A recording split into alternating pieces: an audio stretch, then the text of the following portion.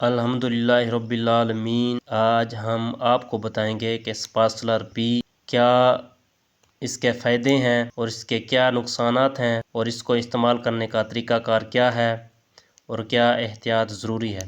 سپاسلر پی یہ ٹیبلیٹ میں بھی دستیاب ہے اور جو سیرپ ہے وہ بھی مل جاتی ہے، اور اس کا جو فارمولہ ہے ہائیوسین بوٹائل برومائڈ، اور اس کے بینیفٹس یعنی فائدے کی طرف آتے ہیں۔ یہ پیٹ میں مروڑ یا درد کو کم کرتی ہے، معدہ اور آنتوں کا کھچاؤ کو کم کرتی ہے، گیس کی وجہ سے درد کو کم کرتی ہے، مثانے کا درد کم کرتی ہے، گردے یا پتے کی نالی کا جو انفیکشن ہوتا ہے اس کو کم کرتی ہے، ماہواری کا درد کم کرتی ہے، اور جو اس کے سائیڈ ایفیکٹس ہیں یعنی نقصانات ہیں، منہ کا خشک ہو جانا، چکر آنا، دل کی دھڑکن تیز ہونا، قبض رہنا، نظر دھندلا ہو جانا، پیشاب کرنے میں مشکل آنا، اگر شدید الرجی یا سانس میں دقت ہو یا سوجن ہو تو ڈاکٹر سے رجوع کریں۔